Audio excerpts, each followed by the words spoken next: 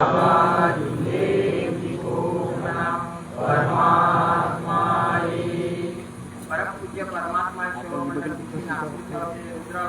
खाली बसून जा भाऊ, थोडा त्याला बसू दे. आज भोनेजी यांच्या बे निवासस्थानी अंकित येतो बस.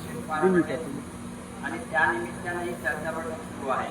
या चर्चा बैठकीमध्ये स्वयं भगवान बाबा हनुमानजी उपस्थित आहेत, त्यांना माझा प्रणाम.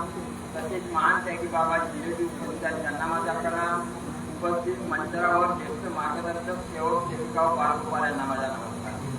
आजच्या चर्चा बैठकीचे विषय आहेत चार तत्व, तीन शब्द, वाचने व सेवकाच्या जीवनावर आलेला अनुभव या विषयावर आधारित आहे. तरी मी थोडक्यात मार्गदर्शन करीत आहे. मार्गदर्शन करताना माझ्याकडून काही चूक होत असल्यास स्वयं भगवान बाबा हनुमानजी तसेच महान त्यागी बाबा जिलेबी उपस्थित सेवक सेविका पारंपरा क्षमा सगळ्यांना विनंती करतो आणि थोडक्यात मार्गदर्शनात सुरुवात करीत आहे. ऊन भरपूर आहे. आज आपण एवढ्या उन्हामध्ये सुद्धा आले. मी खूप तुमचा आभारी आहे. हा कार्यक्रम माझा नाही, हा कार्यक्रम कुणाचा आहे? भगवंताचा आहे. आणि मी हे आपल्याजवळून इच्छा ठेवतो की हर सेवकानं भगवंताच्या सेवेबद्दल, त्याच्या कार्याबद्दल, त्याच्या कार्यक्रमाबद्दल जर तो सेवक जागृत आहे तर माझ्या भगवंताला खूप खुशी होईल की माझा सेवक जागृत झाला. परंतु जेव्हा मी कधी कधी पाहतो काही काही सेवकांचा स्वभाव, ज्यावेळेला जर एखादा कार्यक्रम राहते किंवा त्यावेळेला मी जेव्हा त्यांना सर्वप्रथम तर मी आपल्या ग्रुपमध्ये कार्यक्रमाबद्दल माहिती देतो. त्याच्यानंतर रोज सकाळी उठल्यावर जेवढे लोक मला फोनवर मी जेवढ्या लोकांसोबत संपर्क ठेवतो त्यांना सुद्धा सांगतो की या तारखेला आपल्याला इथं इथं जायचं आहे, इथं कार्यक्रम आहे. आणि प्रत्येकाने एकमेकाला सांगायचं. काही लोक असे आहे की ज्यांना माहीत असून सुद्धा मला माहित नाही म्हणतात. आता जसं भोमरे साहेबांनी म्हणलं की या मार्गात शब्दाला बहुत किंमत आहे. शब्द हा काय आहे? परमेश्वर आहे. खरोखरच परमेश्वर आहे. कारण या मार्गात आपण जेव्हा आलो तेव्हा कोणत्याही देवाधर्माची फोटो दिली नाही किंवा कोणतेही काही दिलं नाही. आपल्याला फक्त काय मिळाला? शब्द मिळाला. आणि शब्दाला बहुत किंमत आहे. पण जेव्हा हे लोक की ज्या परमेश्वरापासून यांचं जीवन सुखी झालं, चाहे ते नर असो की नारी असो, त्यांच्या जीवनामध्ये आनंद निर्माण झालं, त्यांच्या मुलाबाळांचं जीवन सुखी झालं, असे लोक जेव्हा टाळाटाळ करतात, पाहतो जमल तर पाहतो, जमलं तर येईल, त्यावेळेला असं वाटते ठीक आहे आता मी तर काही म्हणू शकत नाही. मला माहित आहे की काही काही गोष्टी अशा असतात की आपल्याला येणं जमत नाही. आणि ते मलाही माहित राहते आणि त्या परमेश्वरालाही माहित राहते की याला जाणं जरुरी आहे की इकडे असलेलं काम जरुरी आहे. माझ्यासोबत खोटा बोलू शकते, परंतु परमेश्वर कोण आहे? पाहणारा कोण आहे? परमेश्वर. अशाच प्रकारे आपल्याला जिंजर बाबांना मानव सेवा हीच खरी भगवंताची सेवा आहे, हे परमेश्वरी उद्देश. म्हणून आमचे जिंजर बाबा जे होते त्यांना स्वतःचे दुःख दूर करून त्यांना स्वतःपुरतं समाधानी राहिले नाही.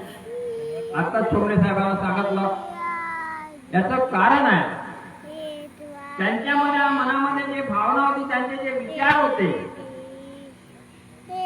ते विचार पहिले आपल्या परिवाराविषयी होते की माझा परिवार किती दुःखी आहे, माझा परिवार किती दारिद्र्य आहे, आपण खाण्या घेण्याला मोहताज आहोत. आणि त्या टोटल परिवारासाठी त्यांनी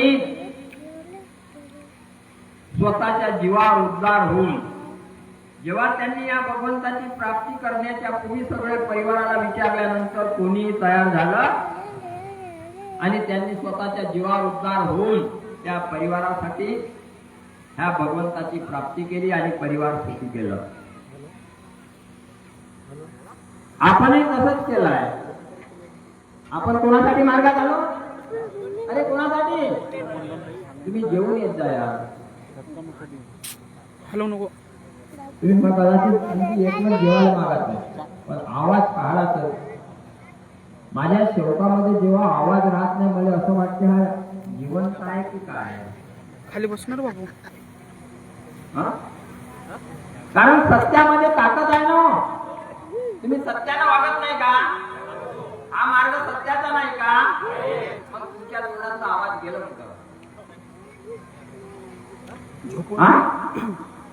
झोपून राहिले. तर आमच्या शिंदे बाबाचे विचार कसे होते की जे का रंजले गांजले त्याची मने जेव्हा फुले तोची साधू ओळखावा देव.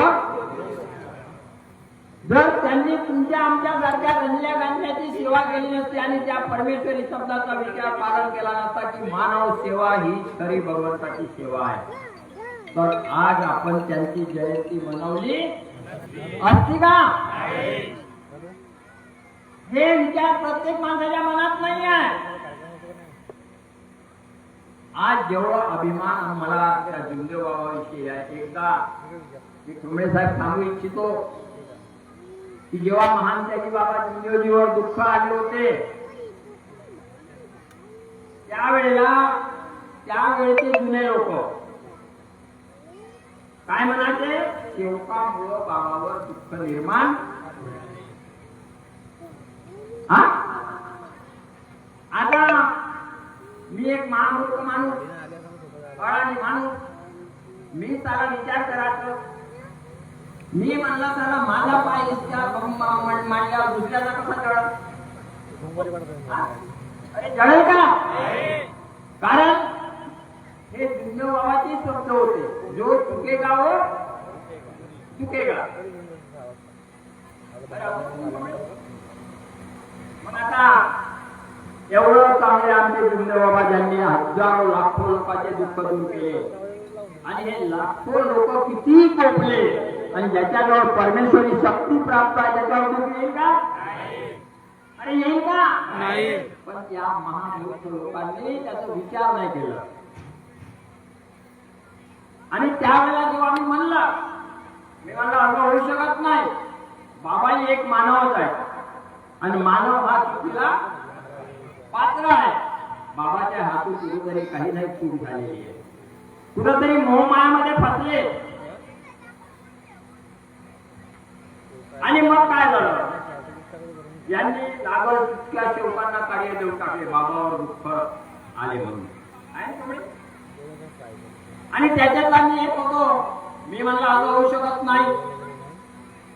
जेव्हा माझी वार्ता त्या कानावर गेली त्यावेळेस त्याच्या अध्यक्षाच्या रात्री 8 वाजता 3 गाड्या भरून माझ्या इथं आल्या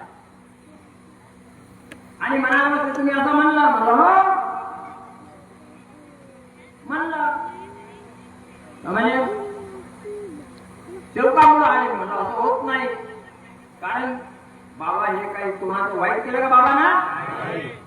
अरे आपण कोणाचं वाईट केलं नाही तर तो परमेश्वर इतका पागल नाही आहे का ज्यानं वाईट केलं नाही त्याच्यावर किती कोणी कोणतं तरी दुःख येतील का? आज तुम्ही पाहता कोणी साहेबावर किंवा आणखी बहुत सारे जादूगार लोकांच्या माध्यमातून कोणाच्या अंगात भूत येते, कोणाच्या अंगात सत्य असते, कोणाचं पीक होत नाही, हे कोणाची तरी करणी आहे. करणी आहे का नाही? आपल्या मार्गात कोणाचं चालते का? त्यावेळेला तरी पण त्यांना सांगितलं असं जर असेल मी म्हणला एक काम करा, एक आदेश काढा की प्रत्येक सेवक बाबा हनुमानजीच्या समोर बसून म्हणेल, दिवा अगरबत्ती आणि कापूरवर म्हणेल की हे भगवान बाबा हनुमानजी, माझ्यामुळं जर महान जाई बाबा जिंदेवजीवर दुःख आले असते तर जे दुःख मला वापस दे. कोणी एक माणूस मरण सगळ्यात पहिले मी म्हणतो म्हणलं आणि गलत बोललो का? कारण तुमचंच म्हणणं आहे की सेवकामुळे दुःख आहे. तर कोणताही एक सेवक म्हणाल ना, पण कोणी तयार झाला तर त्यावेळेस ते जे अध्यक्ष होते नाही असं नाही म्हणजे म्हणलं मग तुम्ही जसा कुत्र कुठं कारण का मी तोंडावर बोलणारा माणूस आहो. हे तुमच्या हे बाकी लोक आहे ना, हे तोंडावर बोलत नाही, मी बोलतो. मी म्हणलं मग का अर्थ आहे बा? अरे आज एवढ्या लोकांचं दुःख दूर केलं, एखादा माणूस मेलायचं का फरक पडते? फरक पडते का? पण कोणी तयार झाला इतका हा माणूस स्वार्थी आहे. म्हणते ना शब्दाले बाबाजी सांगितलं म्हणे सत्य मर्यादा प्रेमाची भीक द्या म्हणे. हे जुने लोक आहे. सत्य मर्यादा प्रेमाची भीक दिली काय आहे ना? अरे दिली का? सत्य मर्यादा प्रेमाची जर भीक दिली असती तर साध्या सेवकाजवळून पैसे घेतले अरे घेतले असते का? मानव मंदिरामध्ये, मानव मंदिर म्हणजे भगवंताचं स्थान होतं. आणि हेच लोक, ज्येष्ठ लोक सांगायचे की बाबाच्या जमान्यात कोणी चपला घालून जा.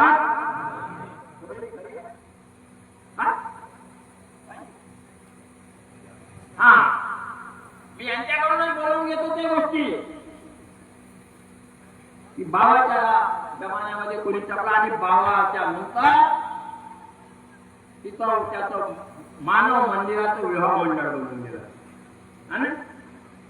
आणि तिथं लोक चपला, जुते, दारू तिथंच प्यायचे, तिथंच फेकायचे. मंदिर मंदिर राहील का? काय शब्दाची भीक दिली होती की लोकांनी?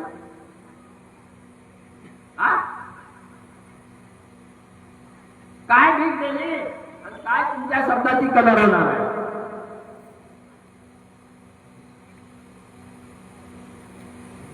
आणि कदर जर झाली असती तर मी त्याच वेळेला आणखी पुन्हा पाहिलं, माझ्या वाडीवरून 25 किलोमीटर इटनमोठी गाव आहे. तिच्या चिंकीच्या किंवा मंडळाच्या एका 5 पक्क्या सेवकाच्या मुलीचं लग्न होतं. आईस्क्रीम पक्क्या सेवकाच्या मुलीचं लग्न होतं. 10 वाजताचं लग्न होतं. मुलगी लग्न मांडवामध्ये लग्न लावायला गेली आणि ते बेहोश पडली. बेहोश पडल्यावर 10 वाजतापासून 4 वाजतापर्यंत बेहोश राहिली. तिथं काही जुने मार्गदर्शक घेऊन तिला दुनिया बऱ्याच उपाय केला, उठू शकली. गवा आहे माझ्याजवळ. आणि माझं कोणते तरी सेवक तिथं गेले होते नात्या नित्याना. त्यांनी मला फोन केला सकाळी, म्हणे अशी गोष्ट आहे का, मुलीची हालत खूप खराब आहे तिथं लग्न. मी गाडी पाठवतो, तुम्ही या. काय मोहन बरोबर आहे? अरे मोहन आहे का? आहे ना बाबाजी? मी म्हटलं तुमच्या गाडीची गरज नाही, मी माझ्या गाडीने येतो. नंदनकर साहेबाला घेऊन गेलो. त्यामुळे 10 मिनिटात उठून उभं केलं. हे लोक म्हणते ना हम ज्येष्ठ है. अरे ज्येष्ठ भगवंताजवळ लहान मोठा गरीब अमीर जात पात काही चालत नाही. अध्यक्ष उपाध्यक्ष चालेल का? अध्यक्ष झाला म्हणजे तो कसाही वागला हे भगवंताजवळ खपणार. मी 10 मिनिटात त्या मुलीने उठून उभं केला. मला बिनधास्त लग्न लाव. अजी नाही म्हणे लग्न लाव. मला लाव. कुठं गेलं? 30 वर्षाचं सेवक जाऊन तिला उभं करू शकलं नाही. कायचं कनिष्ठ आणि वरिष्ठ म्हणजे याचा अर्थ लावा की हे लोक बरोबर वागत असतील का? म्हणजे वागत नाही म्हणून त्यांच्या शब्दाची किंमत होत नाही.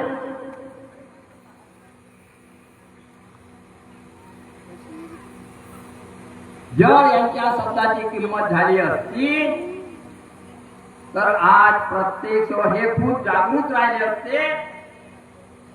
तर दुसऱ्याला जागवण्याचं काम, पण हे खूपच जागृत नाही आहे. हे खूप जागृत असते तर भगवंताची किंमत केली असती. त्या मानव मंदिरामध्ये दारू पिऊन लग्न लावले. मानव मंदिर म्हणजे काय होते याची पहिले विचारणा करून टाकायचं. मानव मंदिर म्हणजे काय होते? भगवंताचा स्थान. हा? आपण भगवंताच्या स्थानामध्ये हेच सांगायचे, हेच सांगते याच्या तोंडानं. बाबांना निष्काम सेवा केली, निस्वार्थ सेवा केली, गुणाजवळून पाणी पेरलं. आज भगवा तुम्ही काय करून राहील त्याच्याकडे लक्ष द्या. आणि मग आमच्या बाबांना सांगितलं होतं, चोरी करने वाले से चोरी करते हुए देखने वाला ज्यादा. हे सगळं घडत राहिलं आणि हे काही बुद्धिमानी असतील तर ते अडाणीवरून पाहत राहिले. फोन देऊ फोन. थोडीशी किंमत वाटली नाही जमदेव बाबाच्या शब्दाची आणि आज आपण शब्दाला महत्व आहे. शब्दाला महत्व ठेवलं का?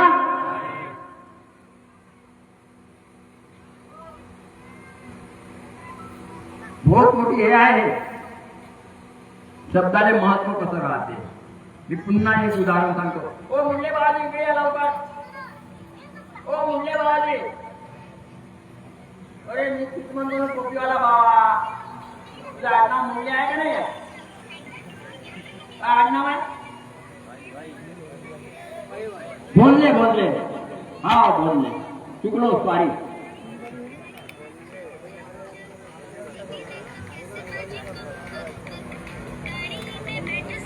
शब्दाला कशी किंमत कशी सांग. आतापर्यंत तर सांगितलंच होतं मगाशी.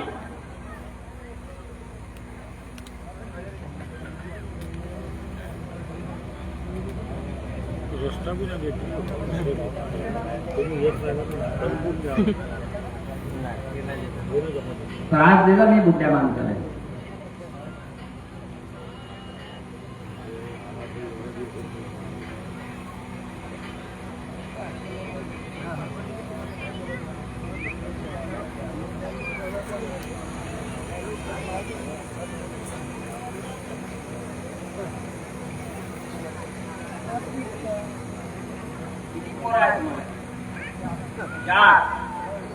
किती आहे?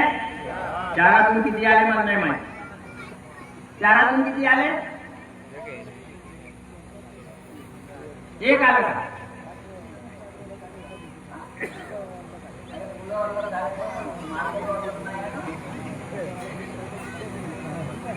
पाहून घ्या. हा बाबाजी जेव्हा मार्गात आले होते माझ्याकडे परेशान होते. काय होते? मी जेव्हा यांचं लिखाण केलं, माझ्याजवळ 98% लोकांचं लिखाण आहे. एक काही माणसाजवळ लिखाण भेटणार.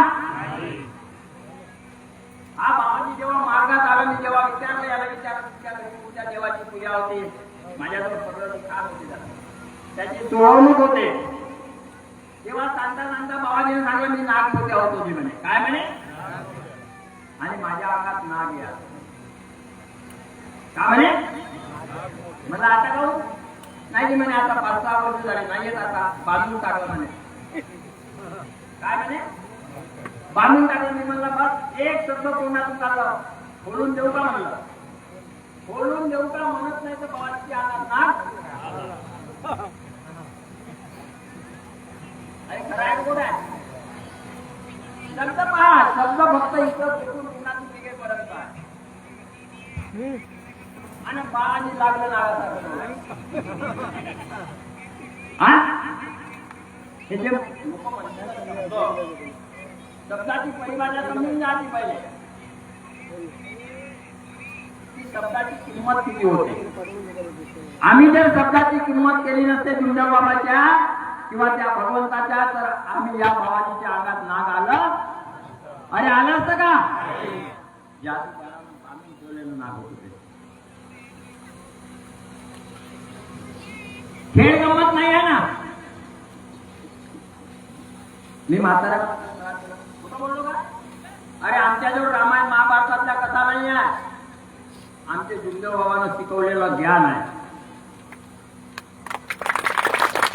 महान होते आमचे जुमदेव बाबा.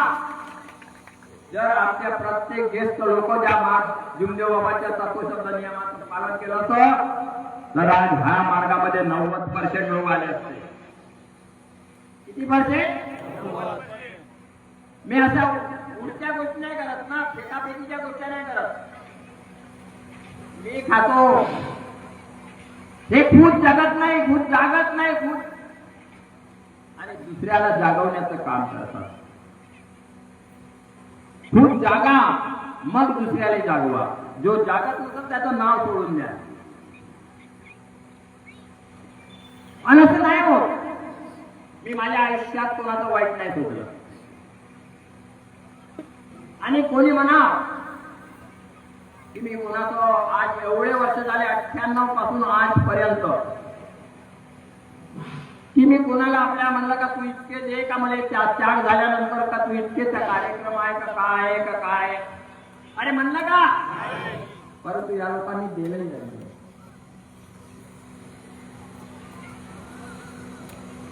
आज तुम्हाला पुन्हा या गावची एक पोरगी तुमच्या तिकडे नागपूरकडे गेली आहे. एक जमाना होता त्या बाईचा.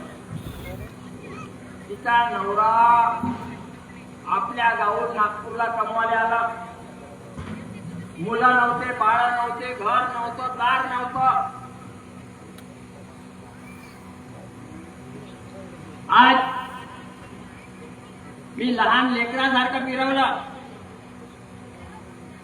भगवंताजवळ शब्द ठेवले, भगवंता याचे जे दुःख आहे ते दूर कर, मला जे लागत दुःख. आज त्याचे दुःख दूर करून त्याचे मुलं बाळ होतपर्यंत मी थांबत गेलो. त्याचं घर चाल होतपर्यंत थांबत गेलो. आणि जेव्हा त्यांच्या घरात एक एक वस्तू घेण्याच्या वस्तूपर्यंत थांबत गेलो आणि जेव्हा त्याचे दिवस निघाले आणि घरावर घर झालं तर तेच बाई त्या माणसाला म्हणत होती, एवढं जाऊ नको, आज रडत बसायची, कामात जागले पहिले. या बाया किती हरामी आहे. अरे हरामी आहे म्हणावं लागेल का नाही. अरे ज्या बाईले मुलं बाळ नाही तिचा जीवन अरे व्यर्थ आहे का नाही. काय ठेवलं तुम्ही, काय किंमत ठेवली त्याची. आजही काही लोक आम्ही सावधान करतो त्या लोकांना, सावधान. भगवान के घर में देर है, अंधेर होने वाला नहीं है. एक दिन आएगा तो पछताना पड़ेगा और फिर दौड़ने वाला कोई नहीं मिलेगा.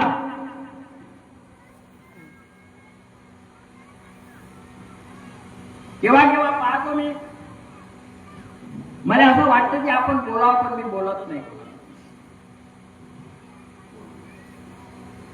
आज आमचं हिरेगन भाऊ आहे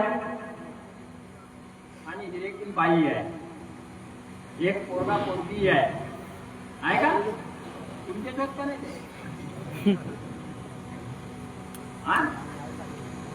बिकट परिस्थिती, बहुत बिकट परिस्थिती. त्या बिकट परिस्थितीतून काढून आज खूप चांगलं जीवन झालं आहे. चांगल्या रीतीनं 2 टाइमचा अनाज, एक चांगल्या घरात राहून राहिलेले आहेत, चांगल्या वातावरणात राहून राहिलेले आहेत. जेव्हा मी सकाळी उठतो कधी कधी मी फोन लावतो, हे उठत नाही ना, नवरा उठत ना, बायको उठत. मी कशावरून करतो, कशावरून करतो. आता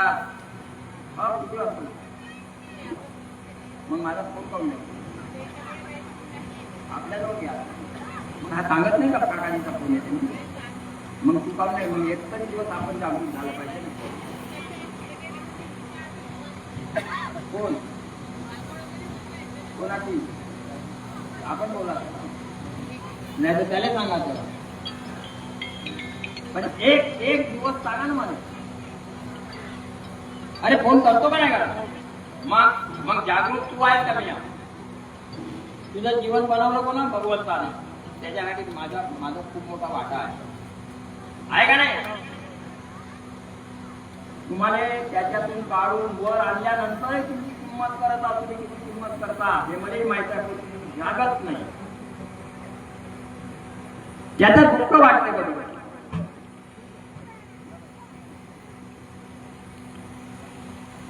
मी मजाक नाही करत आहोत.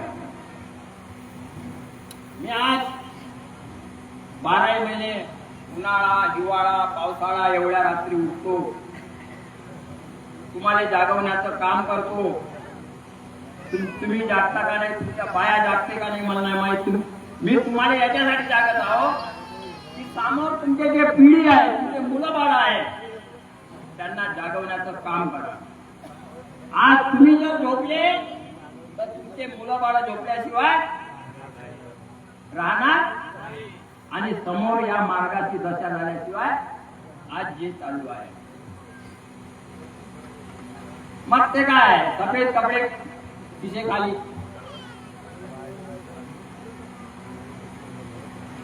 मला काय नाही, मला दया तुमची नाही. तुझ्या हे लहान लहान मुलं राहते ना, यांचा भविष्य खराब होऊन जाईल याच्यासाठी मी तुम्हाला जागवण्याचं काम करतो. माझ्याही घरी जे आहे तेच प्रकार आहे. हा लक्षात मला स्वाभिमान आहे माझ्या नातवाईवर. आहे का माझ्या नातू? माझी नातनी आहे ना.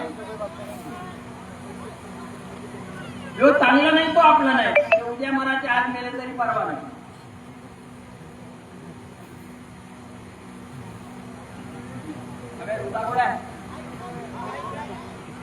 हे भाऊ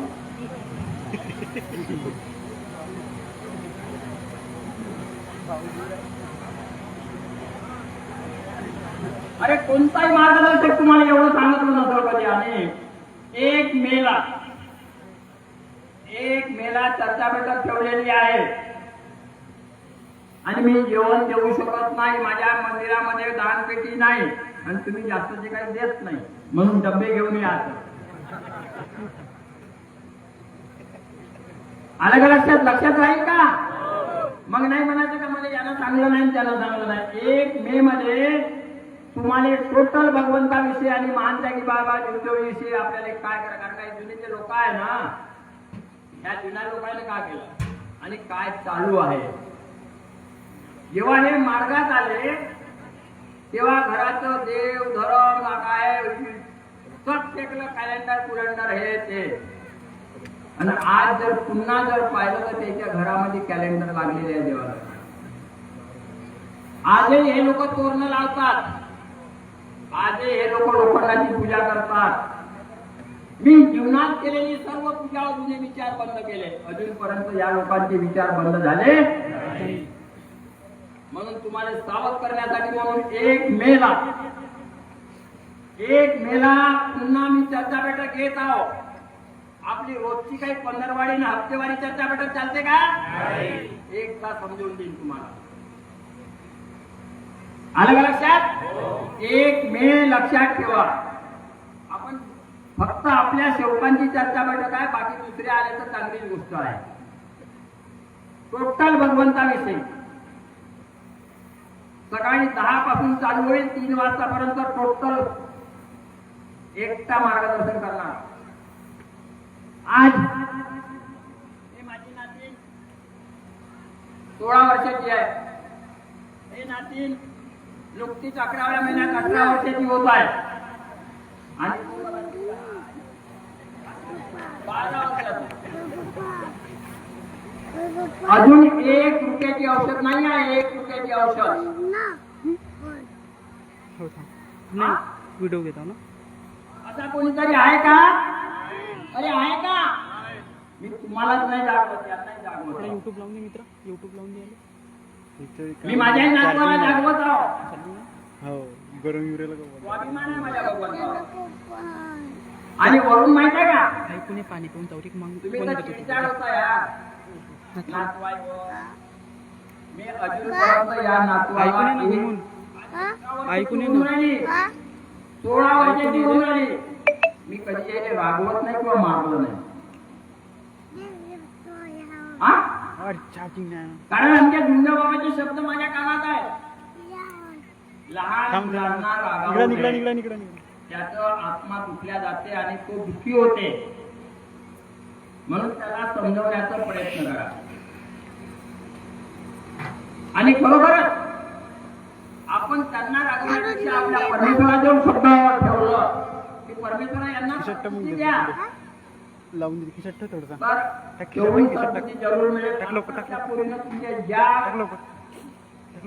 घरी आहे चर्चा बैठक सुरू आहे लावून देतो तुझे. त्या घरच्या पूर्ण सांगितलं तुम्हाला का जे पहिले गणू शकले 2 महिन्यात तिनं अभ्यास करून टाकलं.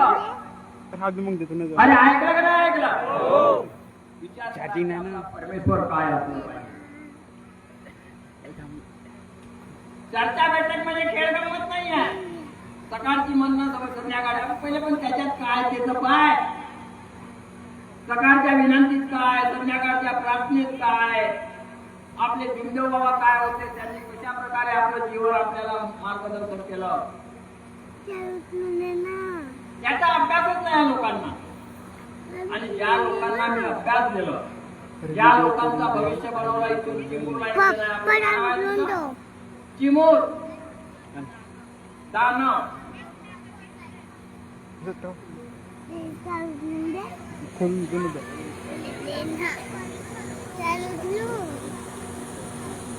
दानव मानव झाले.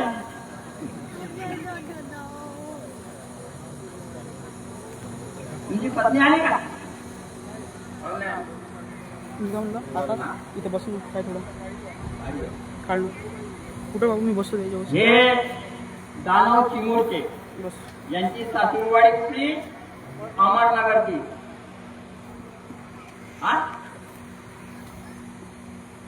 आज ज्या वेळेला माझ्याजवळ मार्गात आले लोक, त्यावेळी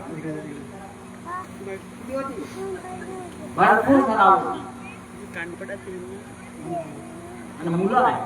आज यांची परिस्थिती इतकी चांगली झाली.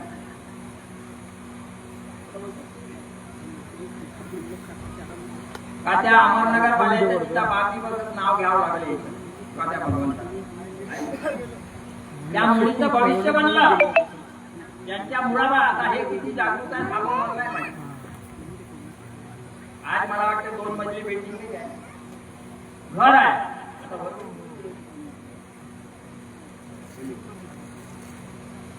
हे किती जागृत आहे ते मला नाही माहिती. मला आनंद आहे की एक आपल्या जवळपासच्या गावची मुलगी त्या चिमूरमध्ये गेली आणि तिचा भविष्य या परमेश्वराच्या माध्यमातून बनलं. पण या अहमदनगरवाल्याला काही आहे का नाही मला नाही वाटत का आपल्या गावची मुलगी जाऊन चांगलं भविष्य बनवते, तर आपणही आपल्या गावात काय केलं पाहिजे. थोडासा गरमी होता खून येतात, खून येईल ना खून काय माहित 5 मिनिटं 8 मिनिटं खूप मोठा विचार आहे. व्हिडिओ करू दे सांगणार आहे. आणि आता भरपूर लोकांचं भविष्य बनलं आहे. मी तुम्हाला हात जोडून विनंती करतो. अरे आपण जेव्हा दुःखात होतो ना, तेव्हा आपल्यालाच आपल्याला साथ नाही दिलं. आपल्यालाच आपल्याला साथ नाही दिलं. साथ कोण दिलं? भगवंतानं. त्याची किंमत करा. हे आपले तर केव्हा सोडून जातील. गुळ आहे, माशी आहे, गुळ नाही, बायको सोडून चालली जाते.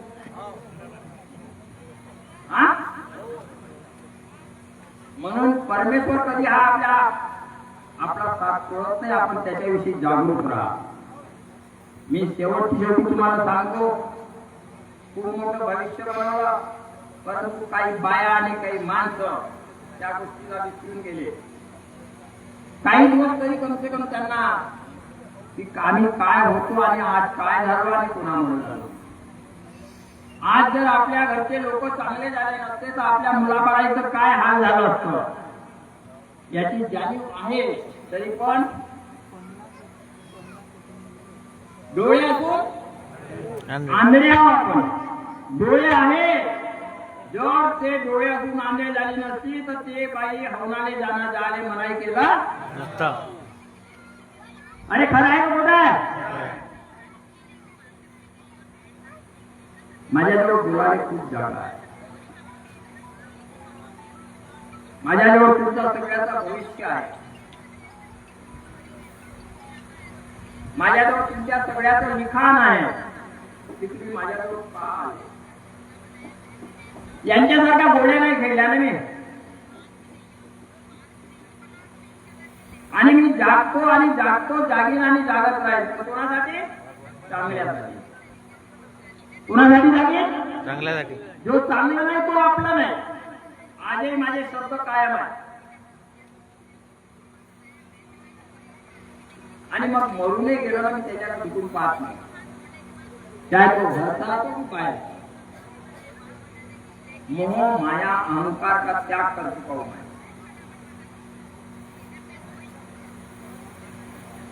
कारण माझं भविष्य जर त्या परमेश्वराने बनवलं नसतं, आज माझ्या मुली, माझे मुलं, माझे नातू पशु सुखाने खाऊ शकले नसते. अरे सुखाने खाल्लं असतं का? नाही. म्हणून सर्वप्रथम जर मी कोणाचं नाव घेईन, कोणाचं घेईन? भगवंताचं. भगवंताचं महान त्यागी बाबा जिंदगीचे ज्यानं या धर्तीवर ही सेवा आणली, त्या व्यक्तीनं जर या धर्तीवर सेवा आणली नसती तर आज त्याचा अभ्यास करून मला इथपर्यंत येण्याचा मौका भेटला नसता.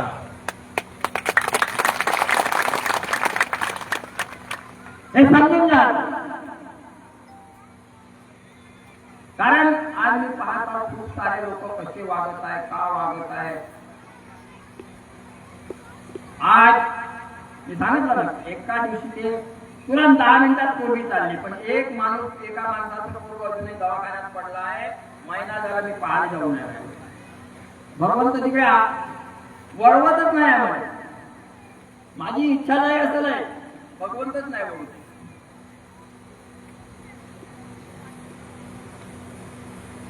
त्याचं कारण मी खूप चमत्कार पाहिले भगवंताचे. जेवढे चमत्कार या लोकांनी फक्त बाबाचंच नाव सांगितलं, आपण काय केलंय कधीच नाही सांगितलं. बिना औषध पाण्याचं जगलेच नाही.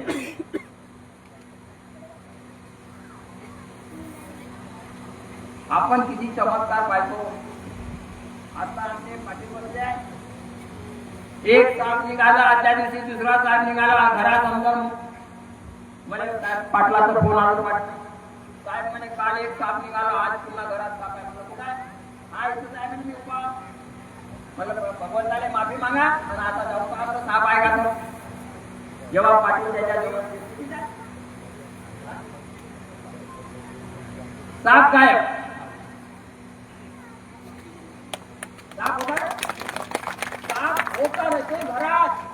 साहेब पाटलाचा घर म्हणजे काही साप तिकडे साईच्या घर आहे, परंतु त्यात तेथून पाठी उपाय साप गायब झाला अजूनही दिसलं. हे लीला आहे भगवंताची.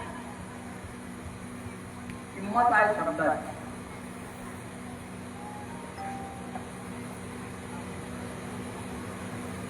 बहुत महत्व आहे.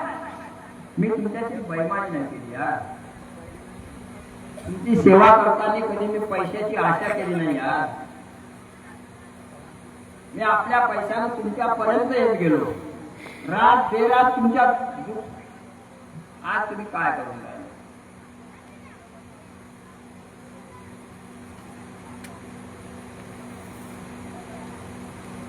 म्हणून आजही वेळ आहे, जागा.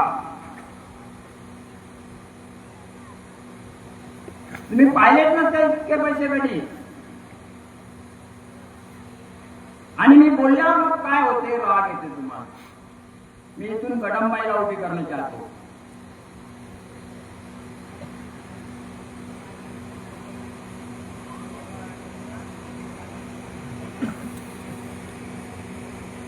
हा गडंबाई, हा मार्ग भेटल्यानंतर तुम्हाला सुख भेटलं असतं का? अरे भेटलं असतं का? काय परिस्थिती होती याची जाणीव तुमच्या आत्म्यावर हात देऊन ठेवा. आणि त्या जाणीवले लक्षात ठेवून बरोबरच आपण काय करत आहोत. हॅलो,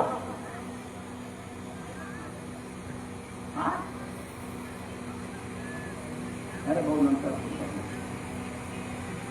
आहे ना, कुठं बोलतो का? मी फक्त जागवतो, सावधान करतो. आणि परिस्थिती माहित राहते बघा सगळ्याला. गडंबाईला माहित नाही अशी गोष्ट नाही की काय होतो आम्ही आणि आमचं घरचे माणसं कसे होते आणि आज आपल्याला काय परिस्थिती होती.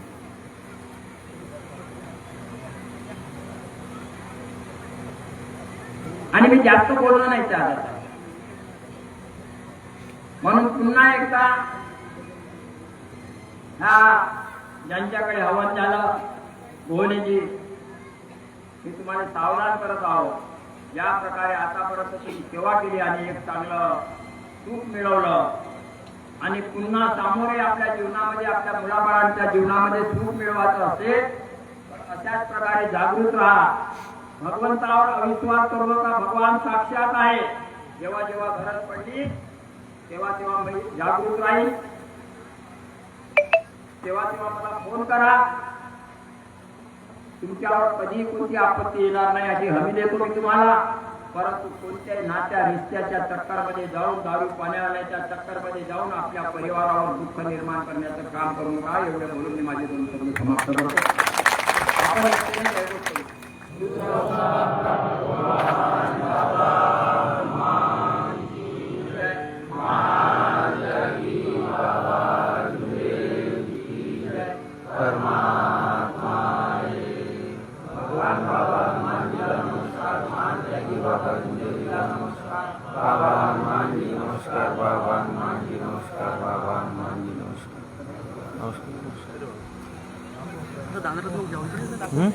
व्हिडिओ करताय ना तू तसं दांद्रा दाखवलं.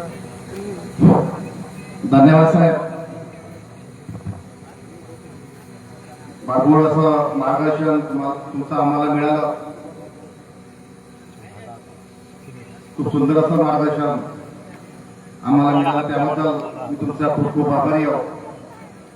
खरोखरच साहेब आपल्या मार्गदर्शनातून नेहमी आपल्याला दाखवत असतात